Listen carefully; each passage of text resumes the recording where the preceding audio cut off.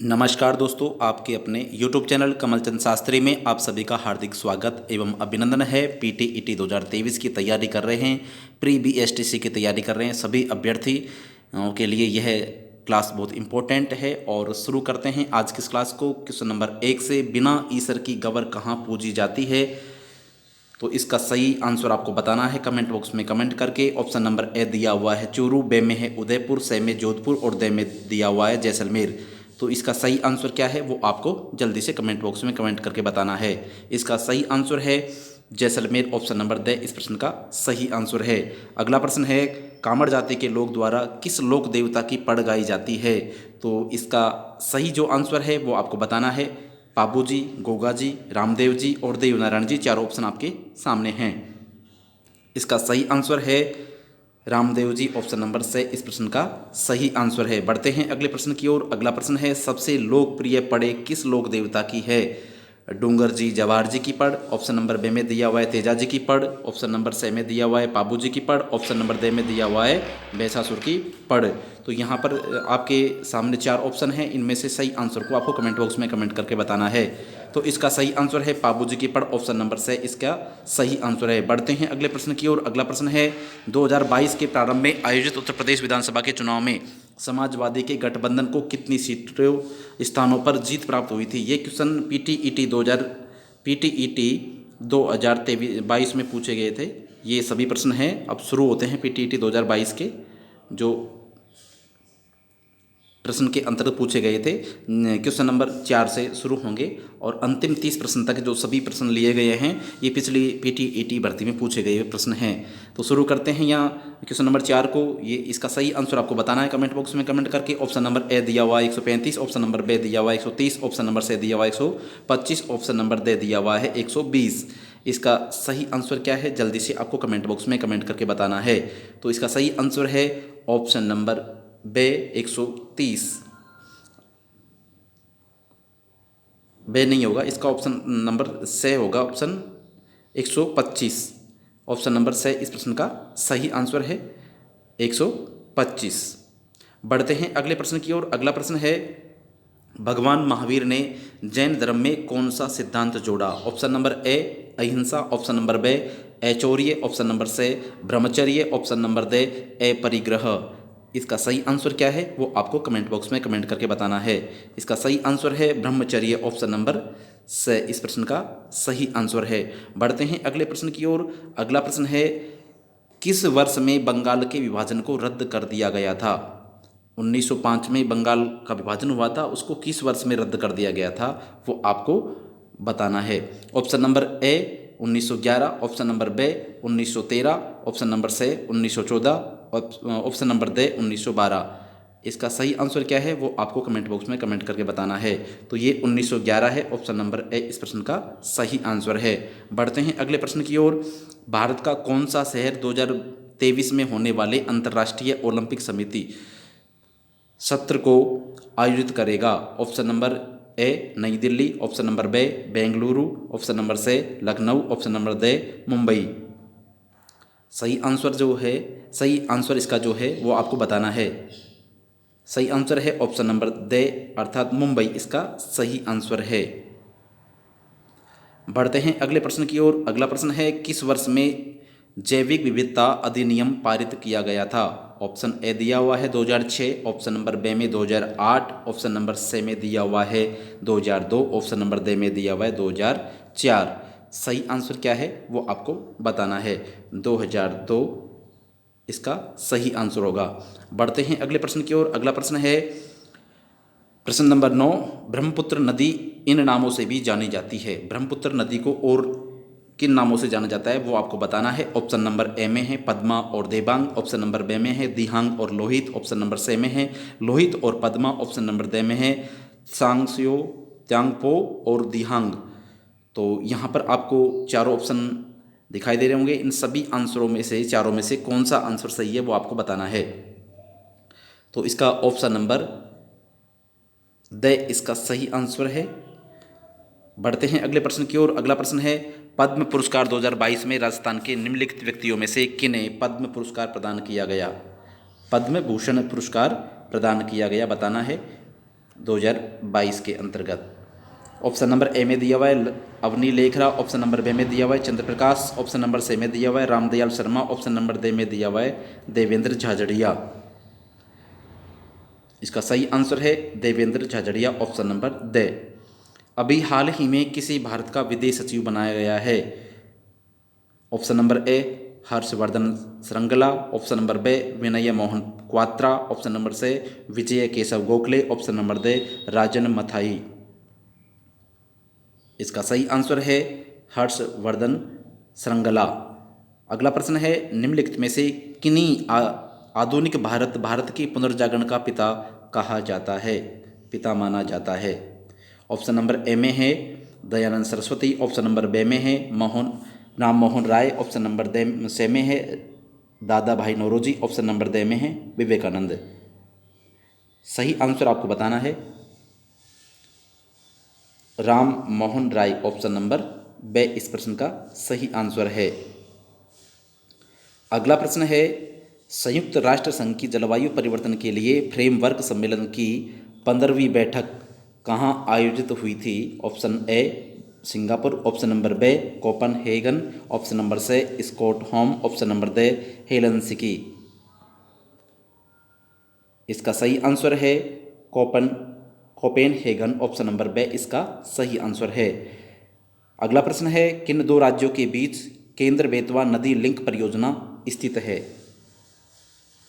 Option A दिया हुआ है मध्य प्रदेश और Rajasthan, option number B Himachal Pradesh और Haryana, option number C Uttar Pradesh और Madhya Pradesh, option number D है उत्तर प्रदेश और उत्तराखंड। इसका सही आंसर है उत्तर प्रदेश और मध्य प्रदेश, ऑप्शन नंबर सी इस प्रश्न का सही आंसर है। अगला प्रश्न है मगध साम्राज्य की राजगद्दी पर बिंबिसार के बाद कौन आसीन हुआ था? Option number A Chand Pradyot, option number B Ashok, option number C Udayan, option number D Ajatashatru. तो इसका सही आंसर है option number D Ajatashatru. Bimbisar के बाद में मगध के साम्राज्य की राजगद्दी पर जो बैठा था वो था अजातशत्रु। अगला प्रश्न है राजस्थान के बारे में निम्नलिखित में से कौन सा युग्म गलत है वो आपको बताना है। राज्य पक्षी क्या है? घोड़ावर्ण, ऑप्शन बी में दिया हुआ है राज्य पुष्प कमल, ऑप्शन नंबर सी में दिया हुआ है राज्य वृक्ष खिजड़ी, ऑप्शन नंबर डी में दिया हुआ है राज्य पशु चिंकारा। तो राज्य पक्षी घोड़ावर्ण है, सही है।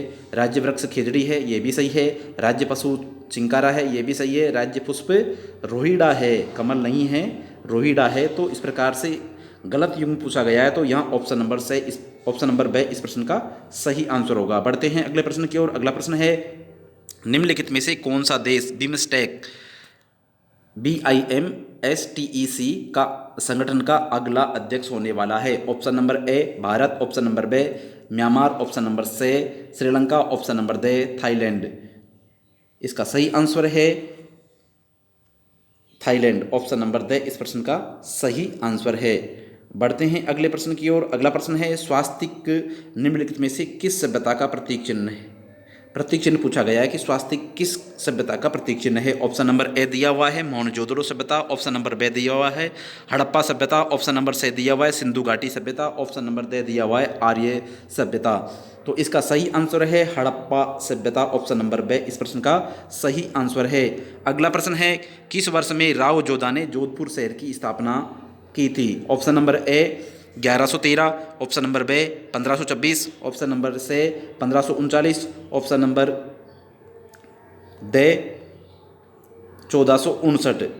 तो इसका सही जो आंसर है वो है 1459, ऑप्शन नंबर डी इस प्रश्न का सही आंसर है। बढ़ते हैं अगले प्रश्न की ओर। अगला प्रश्न है जैविक और विषाक्त हथियार संधि के बारे में निम्नलिखित में से कौन सा कथन सत्य है? ये पूछा गया है। ऑप्शन नंबर ए आपके सामने है रूस और यूक्रेन ने अभी हाल इन हथियारों का प्रयोग करने के लिए इस पर हस्ताक्षर किए हैं। ऑप्शन नंबर बी है ये भारत और चीन के बीच द्विपक्षीय संधि है। ऑप्शन नंबर सी है यह जैविक और विषाक्त हथियारों के प्रयोग को वर्जित करने के लिए बहुपक्षीय निशस्त्रीकरण संधि है। ऑप्शन नंबर डी है भारत ने इस संधि पर हस्ताक्षर करने से मना कर दिया है।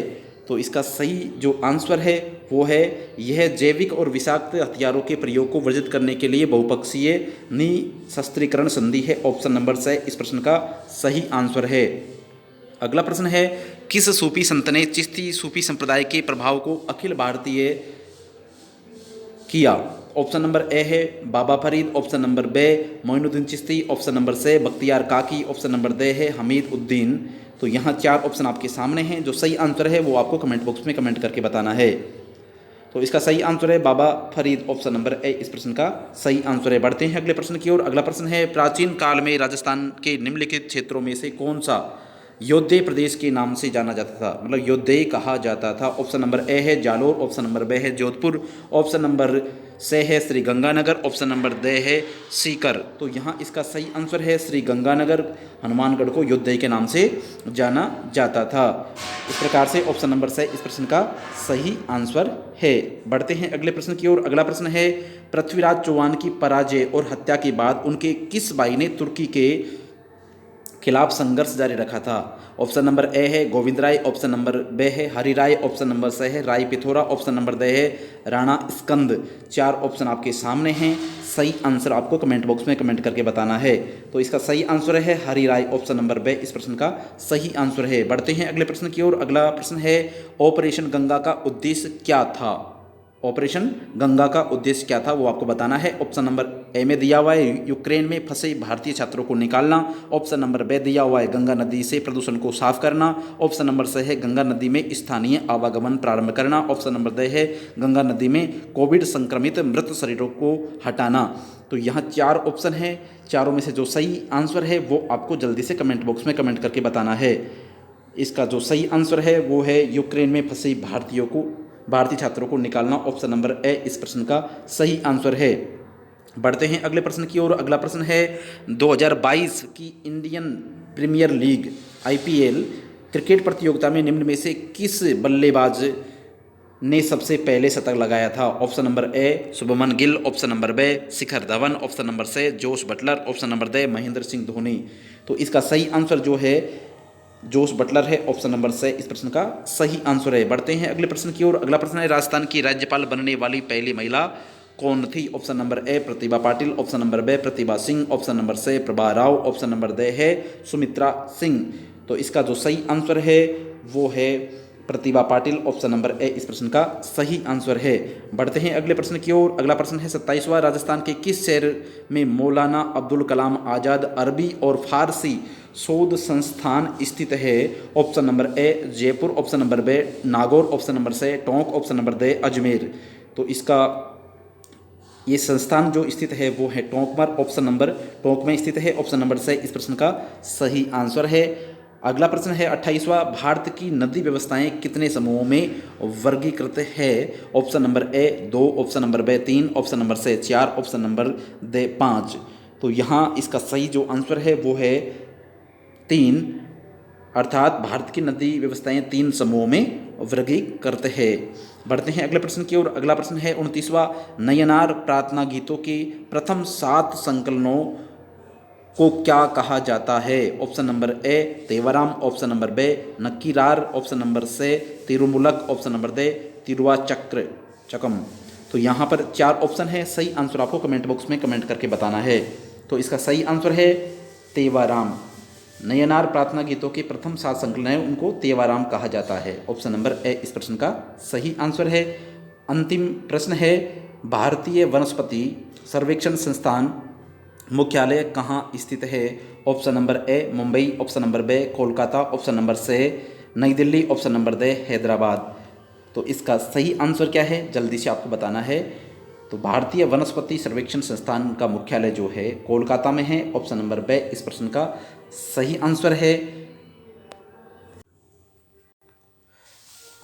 तो धन्यवाद दोस्तों, आज की वीडियो में इतना ही। पिछले पेपर में क्वेश्चन नंबर जो